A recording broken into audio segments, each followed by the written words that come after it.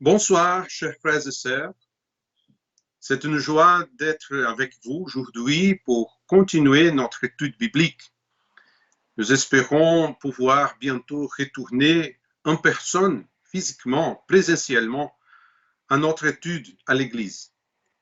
Aujourd'hui, nous allons aller un peu plus loin en commençant à établir des liens entre le livre de Daniel et le livre de l'Apocalypse.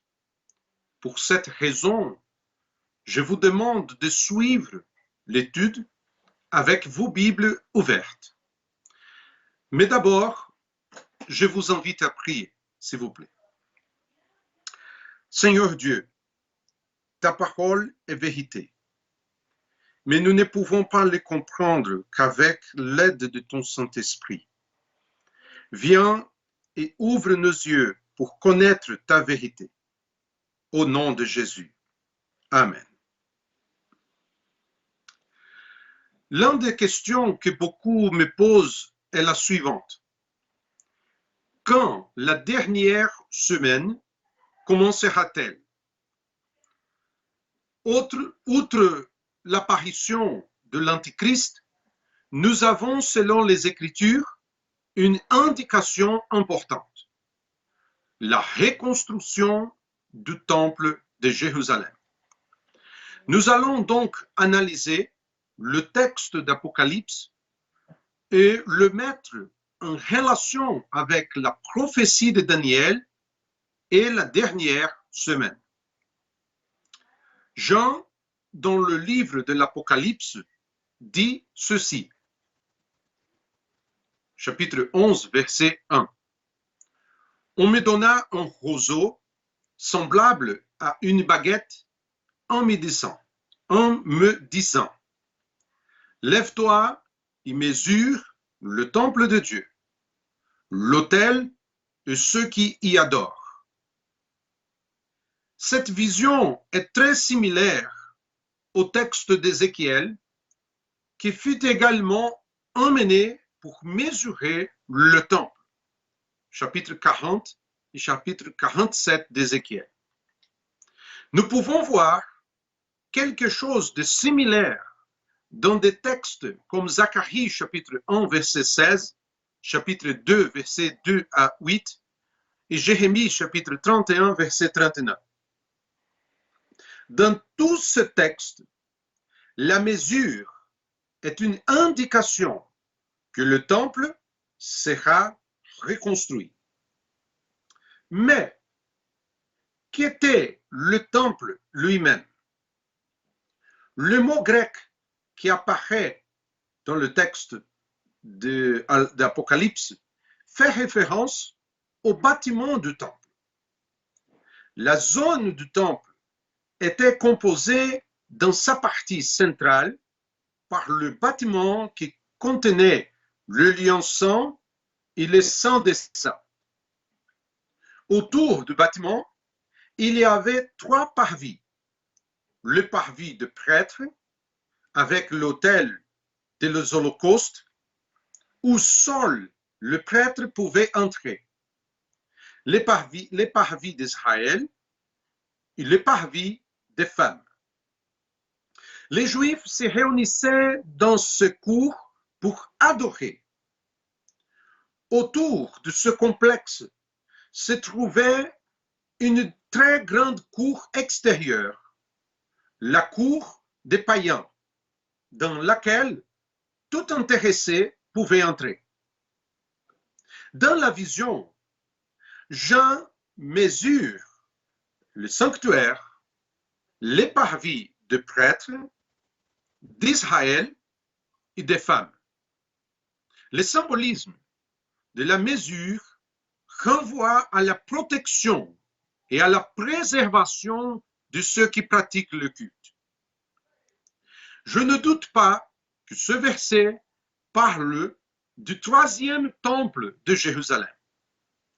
Les adorateurs ici sont certainement les Juifs. Mais de quoi Dieu les protégera-t-il? De l'Antichrist, et de sa soif de pouvoir. Paul nous dit que personne ne vous trompe d'aucune manière.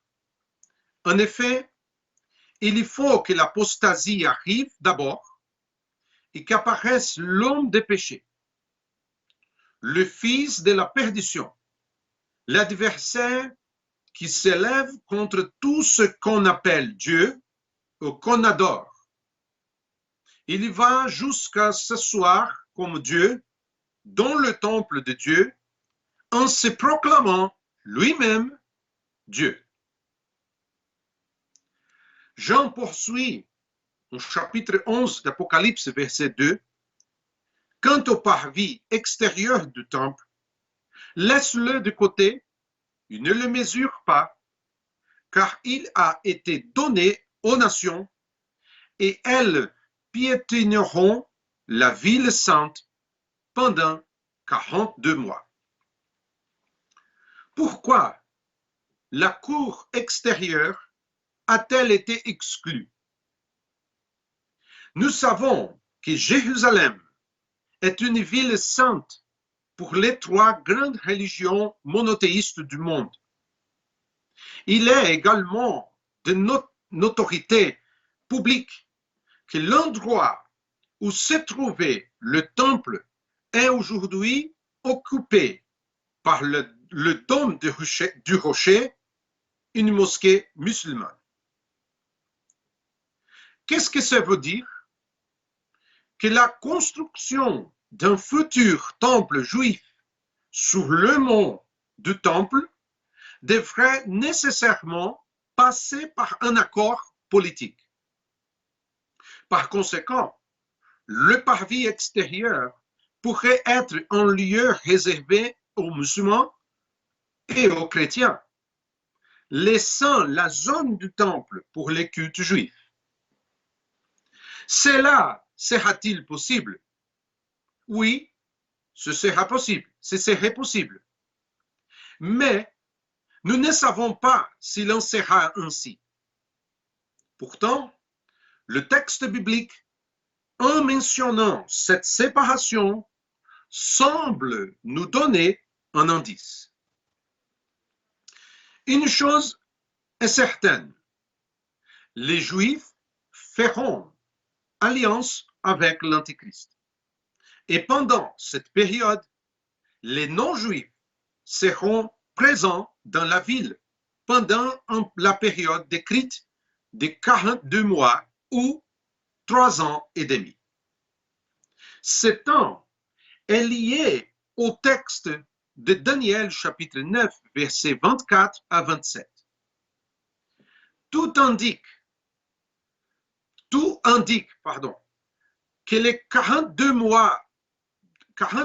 premiers mois seront relativement paisibles, mais qu'à la fin de ces mois, l'Antichrist aura rompu l'alliance, il se retournera contre les Juifs. Deux autres textes de Daniel peuvent nous aider à comprendre. Daniel chapitre 7, verset 25 et Daniel chapitre 12, verset 7. C'est pour ça que je vous invite à ouvrir votre Bible au chapitre 7 de Daniel, s'il vous plaît.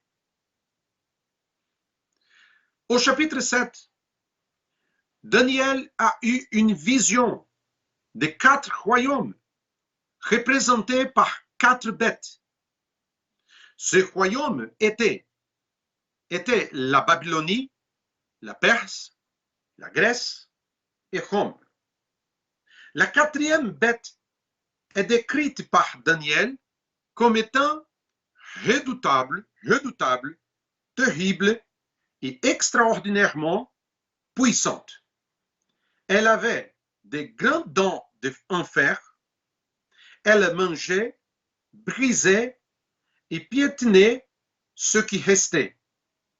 Elle était différente de toutes les bêtes précédentes et avait 10 cornes. Il n'est pas dans notre propos d'examiner cette prophétie en question, mais il est intéressant de noter que le verset suivant fait la mention de ce qui suit. Je regardais les cornes. J'ai vu une autre petite corne sortie du milieu d'elle. 3 des premières cornes ont été arrachées devant elle. Sous cette corne, il y avait 2 yeux pareils à ceux d'un homme et une bouche qui parlait avec arrogance. Soudain, la vision change et Daniel déclare que des trônes ont été mis en place. Verset 9. Que voit-il? Le ciel se prépare au jugement divin contre les chaos de la mer, c'est-à-dire les nations du monde, et contre les bêtes. Et qui jugera le monde et les empires? Dans la vision, Daniel voit un très vieux homme assis sur un trône. Son apparence est décrite de façon étonnante.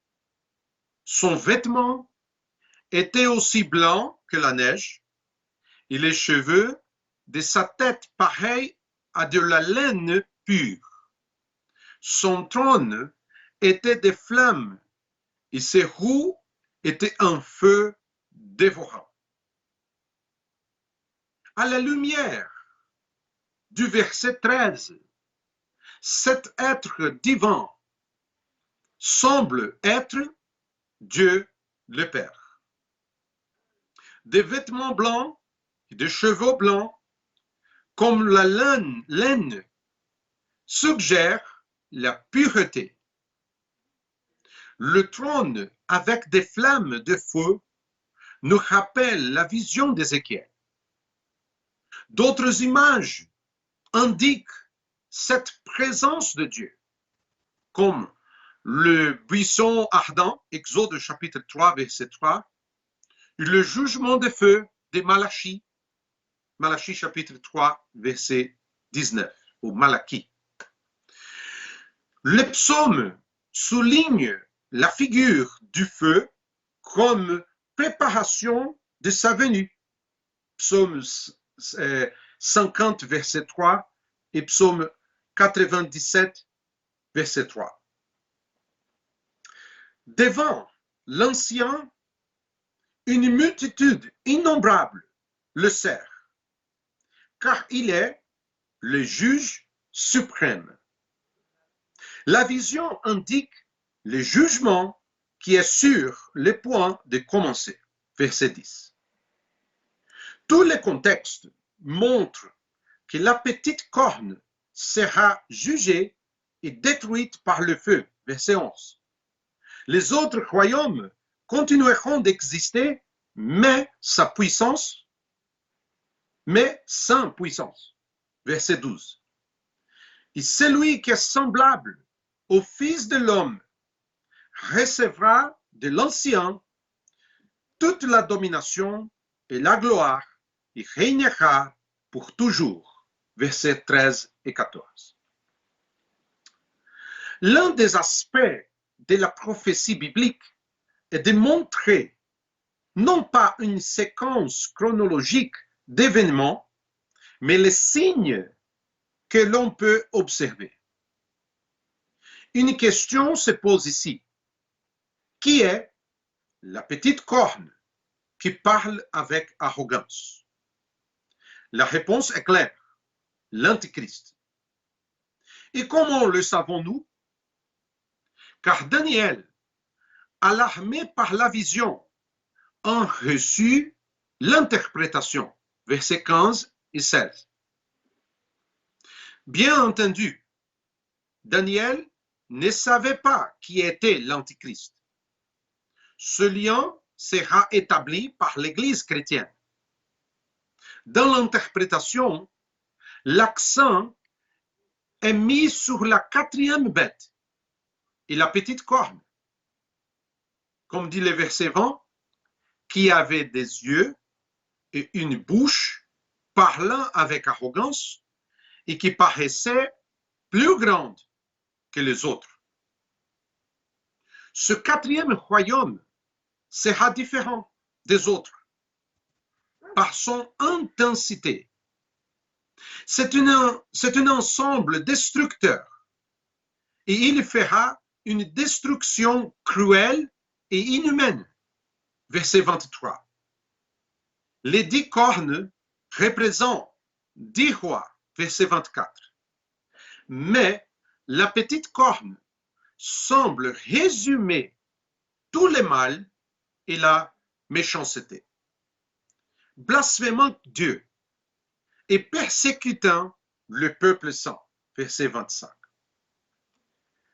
Quatre caractéristiques de son gouvernement sont décrites ici, dans les versets 25.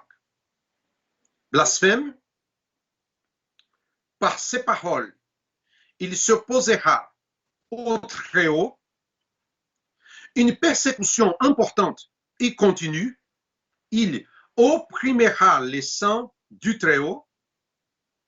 Un changement moral et projettera de changer les temps et un changement religieux et projettera de changer la loi. Mais il y a un détail important que nous trouvons dans la prophétie.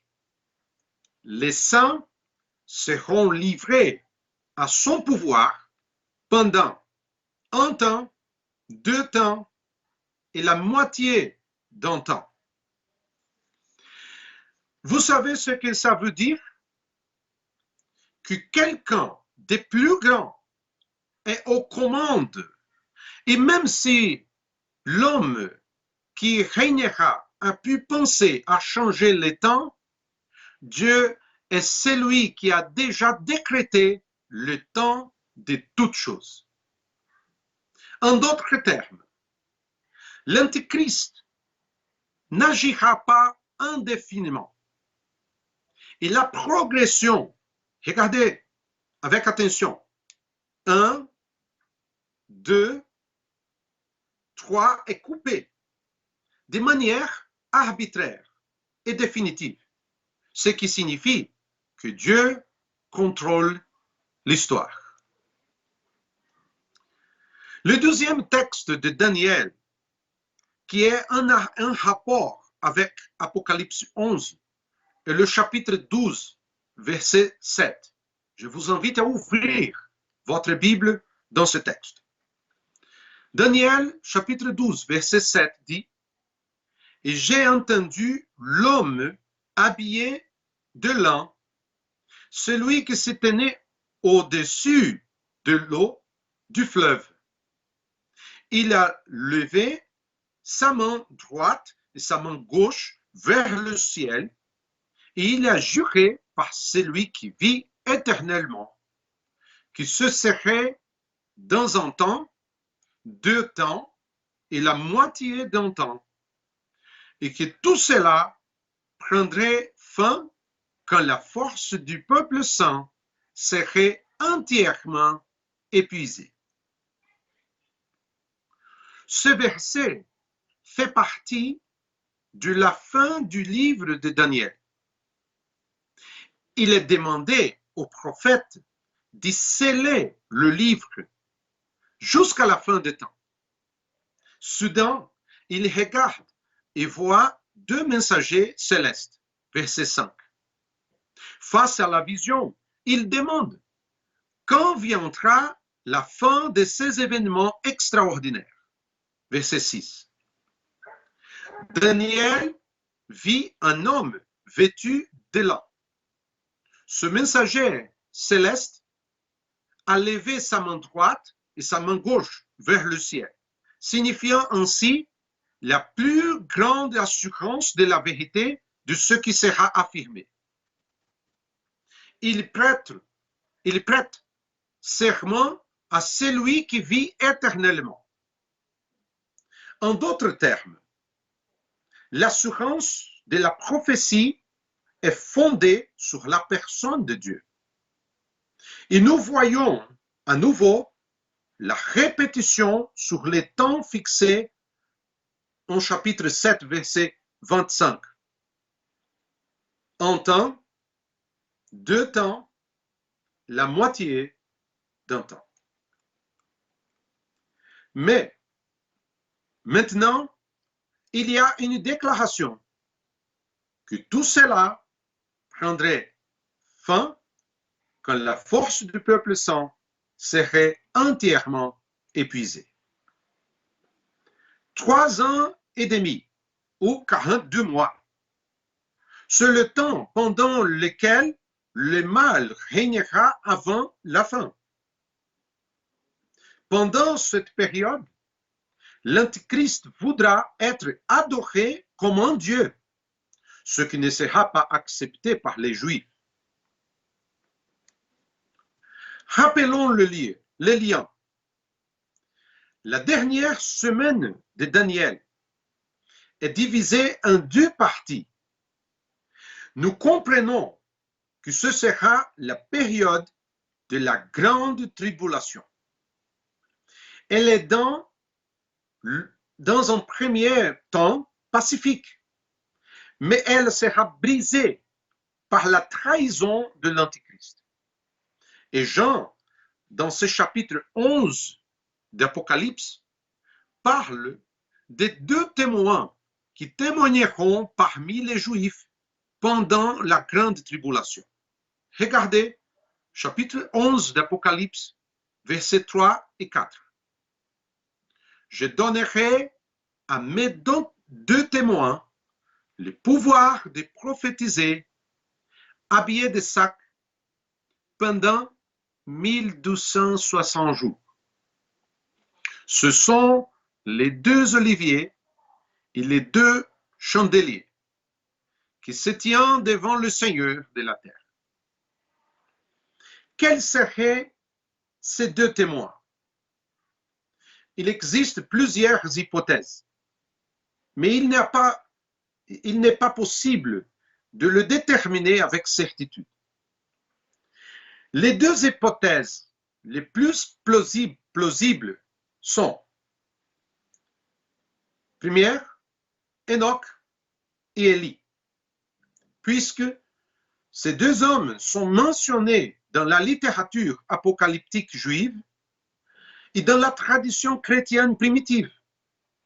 Par exemple, Tertullien cite cette tradition et apparemment la donne comme certes, comme correcte.